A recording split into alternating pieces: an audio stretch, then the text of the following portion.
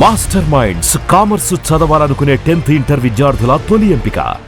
So నిన్ను చూడాలని first movie NTR గారికి ఫస్ట్ మూవీ. అవునండి. సో ఈరోజు మీ first movie hero pan India star RRR. So నాకు తెలిసి ఎన్టీఆర్కి ఉన్న ఫ్యాన్ ఫాలోయింగ్ మేబీ బహుశా ఏ హీరోకి కూడా ఉండదు ఇప్పుడున్న పరిస్థితులలో. ఎందుకంటే సౌత్ కానీ నార్త్ కానీ who is your favourite hero అని అడగగానే ఫస్ట్ చెప్పే పేరే జూనియర్ ఎన్టీఆర్.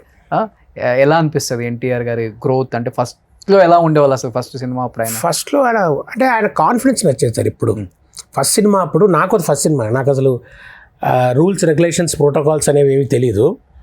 సో ఆయన కాన్ఫిడెన్స్ అప్పుడు confident and he was very confident. I will make it some one day అని. సరదా గారు షూట్ అప్పుడు కూడా అనేవారు I will make it one day. చూస్తుంటారే ఎవరోజు కొడతాను నేను. సరే అప్పుడే అనేవాళ్ళు సెట్లో. అప్పుడే ఆయనకి ఆ కాన్ఫిడెన్స్ నాకు అనిపించేది ఏంటి కొట్టంటే నాకు ఫస్ట్ కదా కొట్టడం అంటే ఓకే మనకేం తెలియదు మనం ఎందుకు మాట్లాడడం అని. కానీ ఆ కాన్ఫిడెన్స్ నిజంగా సార్ అది దట్ క్యారీడ్ అండి ఆయనని. అద్భుతం ఆ కాన్ఫిడెన్స్ చూసాం కదా మనకు. ఇప్పుడు ఆయన చెప్పింది యాజ్ ఇట్ ఈస్ కనపడుతుంది కదా. అవును ఆయనకే 20 ఏళ్ళు 10 ఏళ్ళు పట్టలేదు కానీ 3 ఏళ్ళు దానికి ఇమీడియట్ టప్ లేపేశారు ఆయన అంతే. దట్ కాన్ఫిడెన్స్ సార్ అంది. బాగా ఫన్నీగా ఉంటారు సెట్లో. అప్పుడు సీరియస్ తర్వాత మళ్ళీ చేయలేదు. అప్పుడైతే ఫన్నీగా ఉన్నారు. అప్పుడు ఫన్నీ. ఇప్పుడు కూడా అంతే ఆయన. ఇప్పుడు నేను చేయలేదు మళ్ళీ అంతే. ఒక రామాయ వస్తాయో చేశాను అప్పుడు ఫన్నీగానే ఉన్నారు. ఓకే గుర్తు చేసుకున్నారా నిన్ను చూడాలలో మేక్ ఇట్ వన్ డే అని చెప్పారు. చిత్రం ఏంటంటే నేను గుర్తు చేయడం కంటే నేను లొకేషన్లోకి వెళ్ళి సార్ గుడ్ మార్నింగ్ సార్ అన్న తర్వాత ఆయన అక్కడ ఉన్న వాళ్ళకి చెప్తున్నారు వీడిది నాది ఫస్ట్ సినిమా ఒకటే అని. ఓకే అంటే నేను అన్నా మీరు అలా మీది నాది ఏంటండి మీతో నా పోలిక ఏంటండి అన్న. అంతే కదరా మంది ఫస్ట్ సినిమా ఒకటేగా అన్నారు. నేను సర్ప్రైజ్ అంటే ఆయన పోల్చుకోవడం కాదు వీడిది నాది ఒకటే సినిమా ఫస్ట్ సినిమా అని. ఇప్పుడు నాతో ఆయనతో నా పోలిక ఏంటి చెప్పండి. అవును. సో ఆ విషయంలో ఆయన నేను తర్వాత 2-3 సార్లు సందర్భాల్లో ఆయన కలిసినప్పుడు కూడా వేరే పక్కన ఉన్న వాళ్ళకి ఆయన చెప్పడం అదే నా ఫస్ట్ సినిమా వాడి సినిమా ఒకటే అని.